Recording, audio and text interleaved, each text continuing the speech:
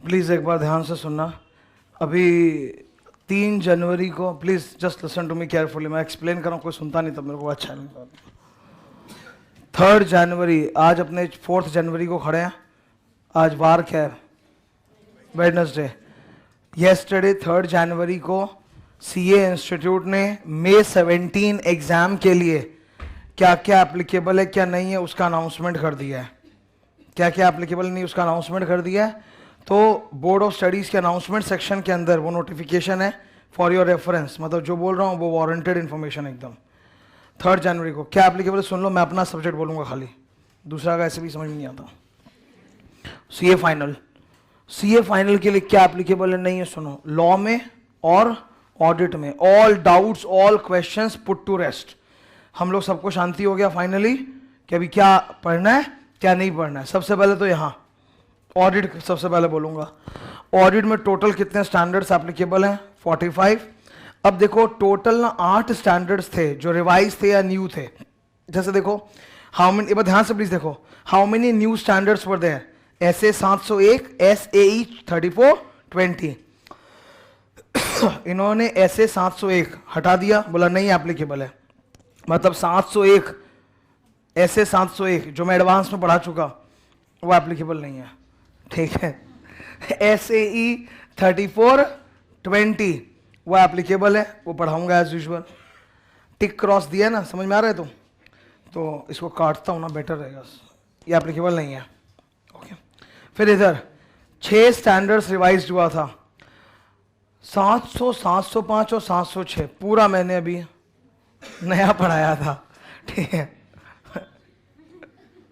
Applicable नहीं है, पुराना पढ़ाना पड़ेगा बैठ के वापस। फिर और उन लोगों की तो लॉटरी हो गई जो पहले से पुराना पढ़ के बैठे हुए थे, they must be happy but I am sad.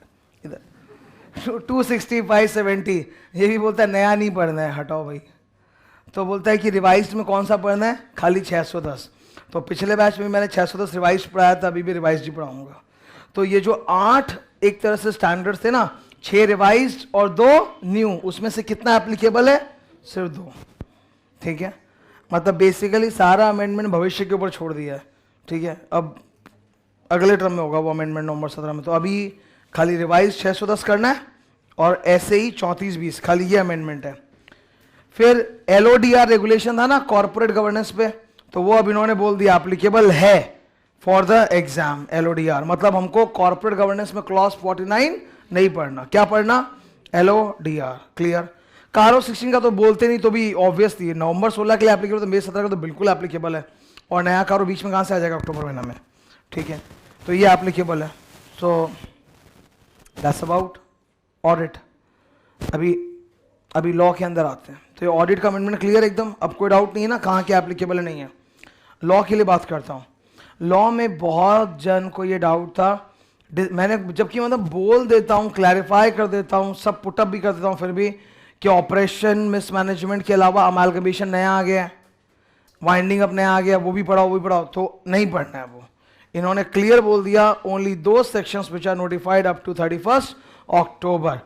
तो 31 अक्टूबर तक जो नया नोटिफाइड सेक्शंस है उसमें बता रहा हूं, एक तो इंस्पेक्शन इन्वेस्टिगेशन था, बीच के सेक्शंस गायब थे वो डाल दिया है, और ऑपरेशन मिसमैनेजमेंट, बस यही नए में, और कुछ लास्ट के मिसलेनियस रैंडम सेक्शंस है। अमालगमेशन पुराना पढ़ना है, वाइंडिंग अप पुराना पढ़ना है, प्रोड्यूसर कंपनी पुराना पढ़ना है। ये क्लियर है क्या? फिर से रिपीट, अमालगमेशन, वाइंडिंग अप और प्रोड्यूसर कंपनी, ये तीनों क्या पढ़ना है? पुराना। खाली नया में क्या है? ऑपरेशन मिसमैनेजमेंट, और इंस्पेक्शन तो नया ही चल रहा था, उसमें कुछ सेक्शंस मिसिंग थे वो भी डाल दिया गया, so that we have to do. ठीक है, ये क्लियर है? तो अमेंडमेंट में अमालगमेशन, वाइंडिंग अप और प्रोड्यूसर कंपनी कवर्ड नहीं है, वो ओल्ड चलेगा। एकदम क्लियर है? क्योंकि उनका नोटिफिकेशन दिसंबर महीने में आया था। ये बात डन है क्या? एकदम ठीक है। अब इधर देखो, 31 अक्टूबर तक जितने भी सर्कुलर रूल नोटिफिकेशन ऑर्डर आए हैं वो एप्लीकेबल। उसके बाद जो भी सर्कुलर रूल नोटिफिकेशन ऑर्डर आएगा not applicable for May 17 exam. Institute के मैट में एक चैप्टर डाला हुआ है सिक कंपनी का रिवाइवल एंड रिहैबिलिटेशन, इन्होंने बोल दिया नॉट एप्लीकेबल। हमेशा बोलते नॉट एप्लीकेबल, इस बार भी बोल दिया not applicable. Story over. Next, SEBI ICDR regulations के अंदर थोड़ा बहुत अमेंडमेंट है, और सरफेसी एक्ट के अंदर थोड़ा सा अमेंडमेंट है जो देखना है, ठीक है। तो वो भी मोस्ट प्रॉब्ली कराए हुए में से ही होगा, आई शो यू, और वो भी बता दूंगा, ठीक है। तो these are the amendments for law and this is for audit, applicable for May 17 exam. एकदम क्लियर है, कॉपी कर लो फटाक से।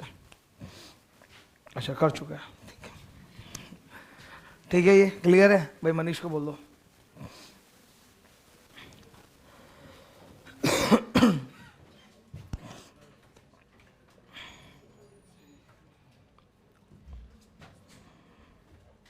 सबसे ज्यादा दुख इसका हो रहा है, एकदम बहुत शिद्दत से पढ़ा